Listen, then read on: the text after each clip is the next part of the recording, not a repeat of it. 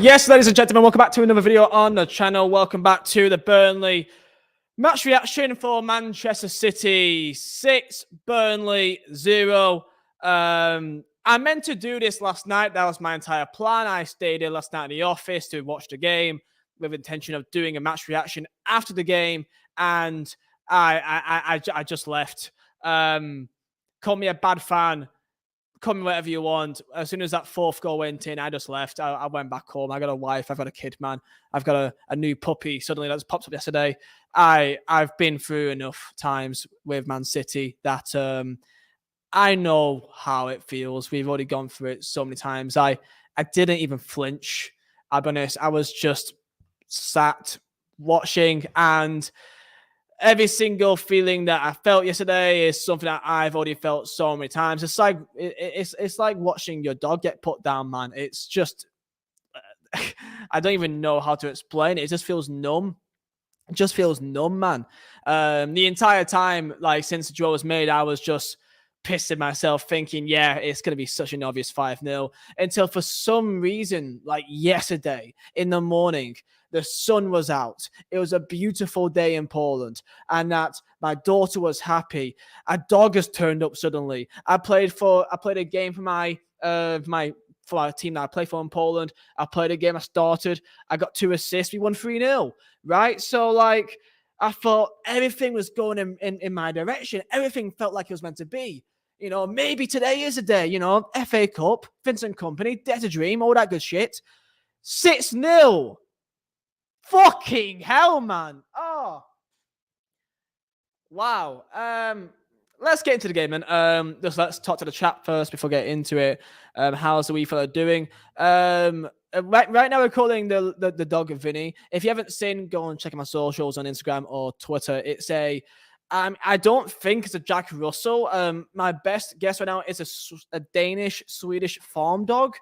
We were literally, well, it wasn't even me. It was my missus and the mum went out to the shop. I stayed at home with our daughter, and they just saw this puppy just out and about, like just chilling for whatever reason, and yeah, like was waiting around apparently for like 5-10 minutes, and like no one turned up. So you know, like the thing is in Poland, sometimes it is quite common that you do just see stray dogs just kind of just wandering around, but not a puppy. This dog looks like he's like 7 weeks old or something. So yeah, she of course made sure that dog wasn't alone, just out in the cold. Well, actually wasn't cold, but outside by itself. And yeah, the vets are open tomorrow, so we're gonna go see if it's chipped or any missing dog reports. There's not really such thing as shelters, like dog shelters in Poland. Not really, not where we are at anyway. Maybe in cities, but yeah, like dogs are like, I guess probably just not as cared for as much as other countries, maybe. I don't know. Anyway, that's about the dog situation. Let's get onto the actual game here. So, I mean, I'd rather not talk about it really, but yeah, City 6, Burnley 0. I want to just kind of, before I really get into it, talk about the fact of the matter is that Man City is the outlier and not the standard when it comes to the Premier League. I have full belief that when we do go, which we will, win in the league, as we should, that when we are in Prem next year, I have no doubt in my mind that we will stay up next year. I think we'll be 15th, 14th. It's a very tough league, don't get me wrong. I don't think we'll be pissing it like Fulham, right? But if any team in the Championship can, and there's always one team that always does really well in the first season at least, I think that should be most definitely us. And I don't think that yesterday really harms that belief. If anything, in the first 30 minutes of yesterday's game, that is one of the best performances that, as a Burnley fan, clearly that I've ever seen. But from what I have been talking, I've been speaking to City fans, and they will talk to me in that first 30 minutes, that first half, saying that's probably the best that any team has.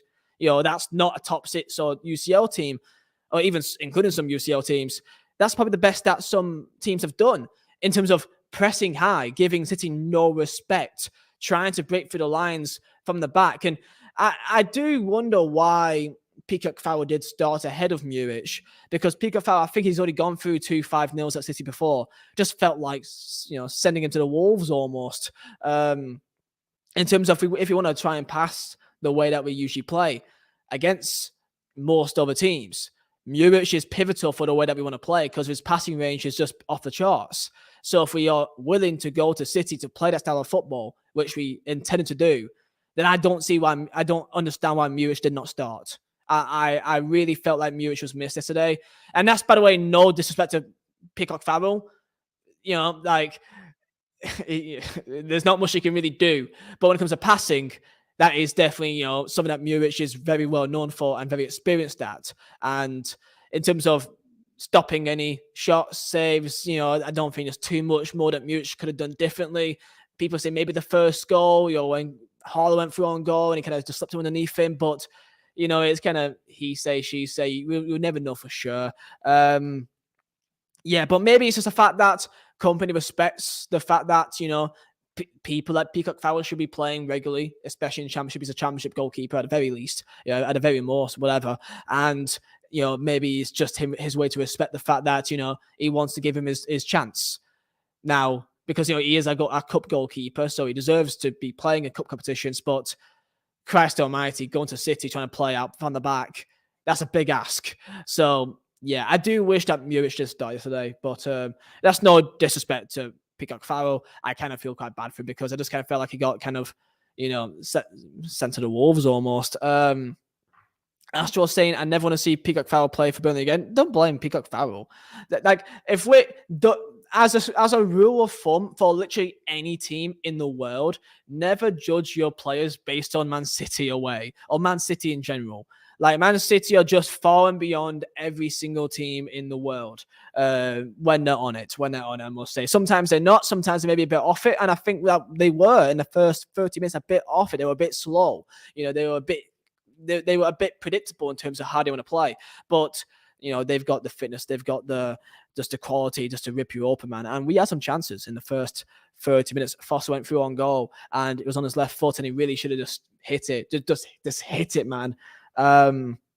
Teller shot from range. Don't blame him. He scored 5 goals in the last 2 games, so why not take a pop? Matson had it just before the end of the first half, almost scored, but I was only 2-0 down.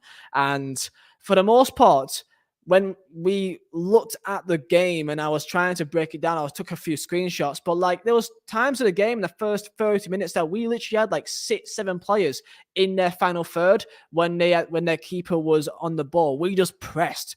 And I respect that massively. I think. I don't know. Tell me down below your thoughts. I don't blame Company for trying to play the way that we played in the Championship against Man City. Fuck it. It's the cup, right? We're going there expecting to lose anyway. So what's the harm of trying to go for it and to use it as a platform, almost like a test exercise with like nothing on the line, really? Which you say, I know there is something on the line. There is, Wembley at stake, but let's not take the piss here, lads. It's Man City at the Etihad. Like, I don't know what the odds are, but it were very, very, very, very unlikely. So I see it as just a perfect way to really show our weaknesses in our team. And for next season, in terms of potentially signings, in terms of what personnel we want to bring in the summer, I see that. And I think, Jesus Christ, if any team's going to show our weaknesses, it's Man City. And I really believe that this loss, just like how we took the loss against Sheffield United, that 5-2, after we lost 5-2 to Sheffield United, we went on and won 10 games in a row. We went from 5-2 loss to win 10 in a row. We bounced back. We've shown that many times to show that, the rare times that we actually do lose a game, that we bounce back. And I believe that Company is the type of person that would definitely use this as a platform to basically build from and realize, okay, when we're on Prem next year, when we play against these type of sides, this is how we can attack them or protect ourselves a bit more. Because we were strong and we were brave, in terms of our defensive side. Our Dakiel, I presume that Egdal must have had some sort of knock. I don't know. I don't think he did. Fair play to see our Dakiel. And he did relatively all right until, the second half happened. And then, I mean, I don't want to speak too much about the second half because at the end of the day, as soon as they make it 2 or 3, you just kind of know what's going to happen, right? You just know what's going to happen. And it's just like, It's a shame because you never want to like dumb down losing a game 5-0, 6-0. But when it's fucking Man City, man, it's like, Jesus Christ. You can't be too harsh on them. You really can't. So the second half was poor. It was. I don't blame the lads for dropping their heads, a bit, because you're chasing shadows. They have so much quality on the bench as well. They can just sub on, and it's just like I've gone through this enough times, man. I've gone through 4-5-0s in a row. Then it was a 2-0 one year last year, and then it was 6-0 this time around. I'm happy it's not 5. That's if that's anything we could take from this game. I'm happy that's not 5-0. It's 6. At least that's one curse maybe ended. So beyond Ultra saying, as a City fan, you weren't too bad in the first half. You had a few very good opportunities before we scored. Yeah, I heard that quite a lot, to be fair. Played well first 20 minutes, missed Muric passes to break the lines and prevent the City press. We pressed really high, didn't we? We pressed really high. Mondeo, how you doing, my friend? Hope you're doing well this morning.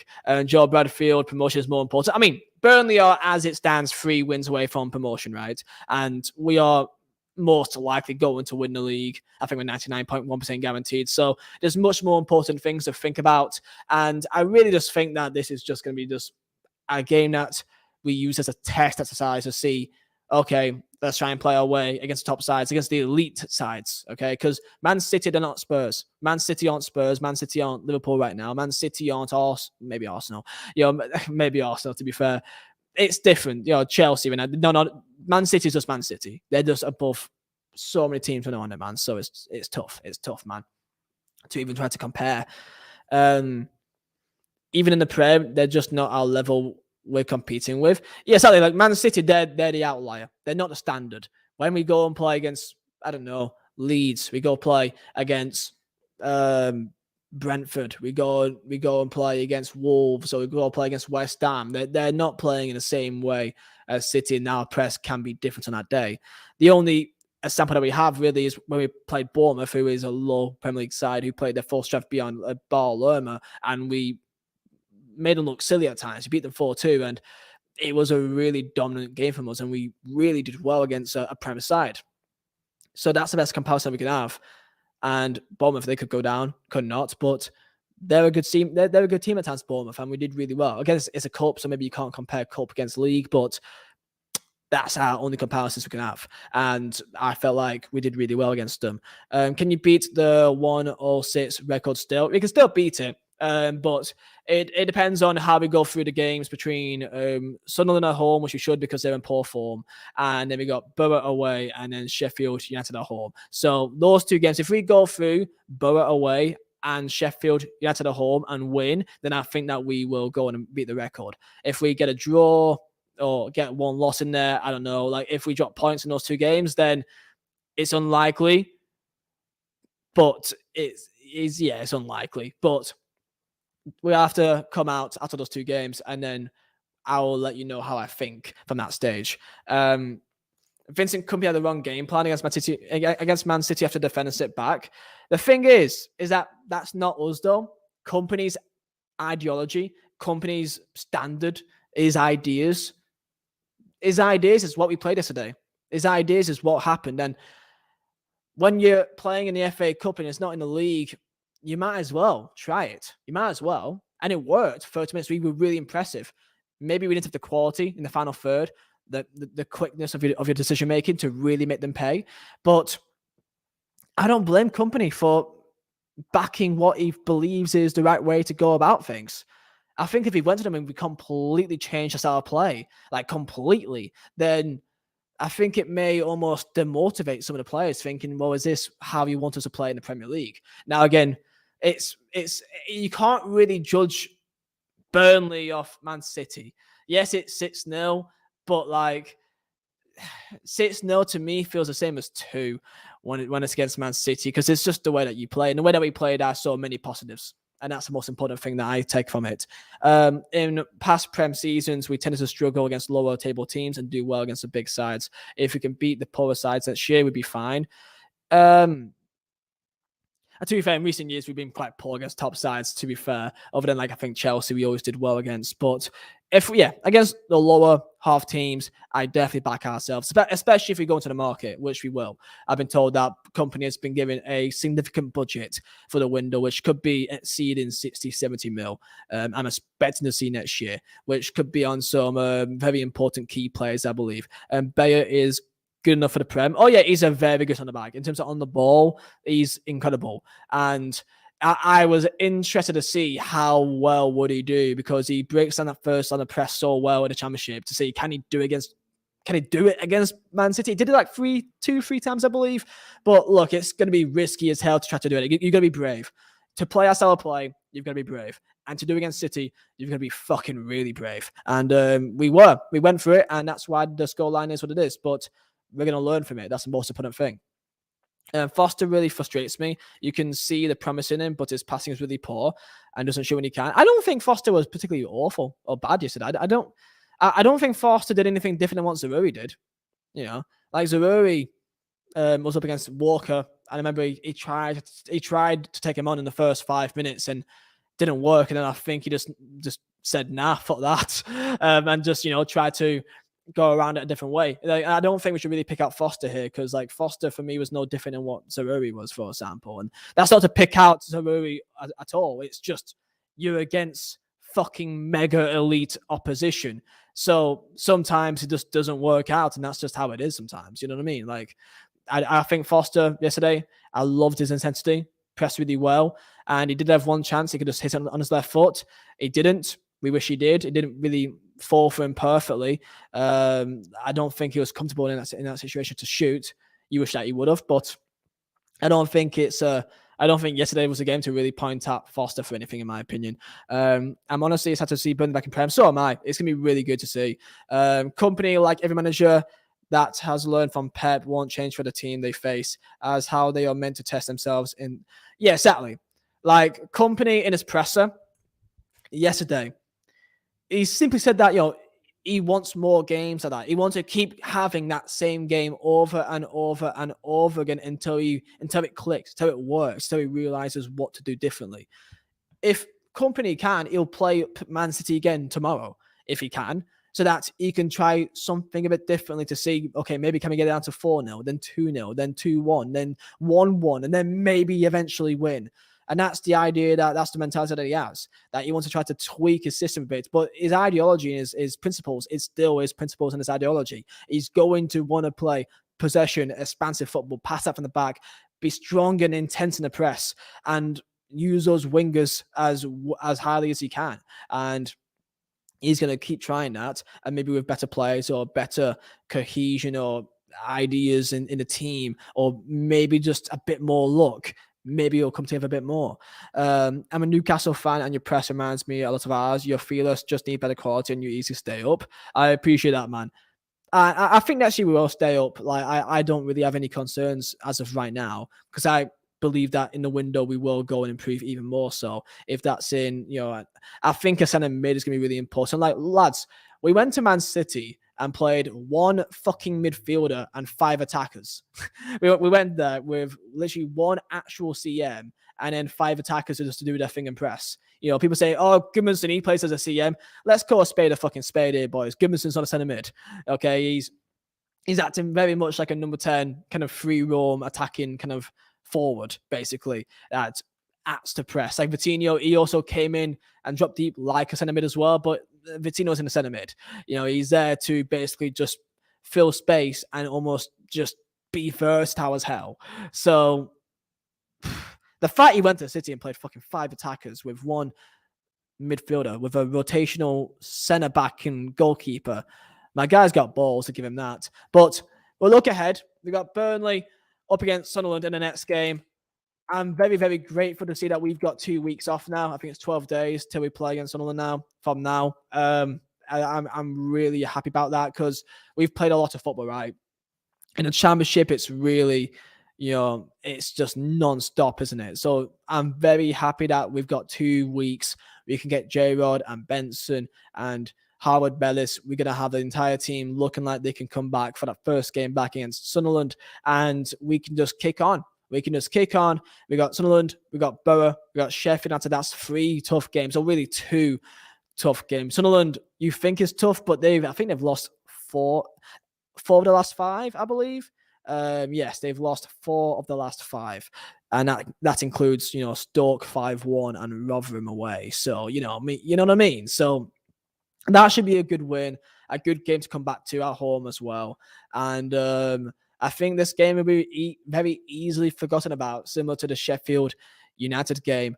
And yeah, by the time you play Sheffield United at home, I think that'll be the day that we can confirm promotion, and then we can confirm winning the title, potentially at Rotherham away. It depends on what happens in that Sheffield United game. But I think Rotherham away, or at the very least, QPR at home. But I'm very happy about the fact that, I think the next time I go to England is for the derby, I believe. I've got some charity matches that I'm playing in next month, but I think they are all near the end of like April or start of May. So, of course, I'm there for the derby. That's the standard, of course. Of course, I'll be there. And I kind of felt like going for the Borough and Sheffield United game back to back. However, I kind of just feel like I don't want to leave my partner with the other two, especially if there's now a dog now.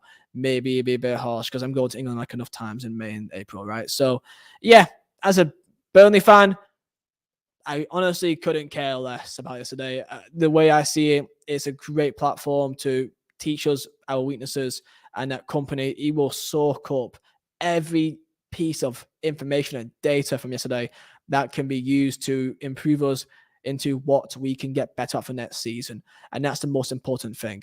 So that's my mindset. We'll go to City again next year. Probably lose 5-0 again or 4-0. But fuck it, City. I wish that I'm never going to go to the Etihad ever again. Like, never in my entire life. So, yeah, thank you boys for being here. Tell me your thoughts down below in the comments. Subscribe if you're new. And I'll see you next time. See ya.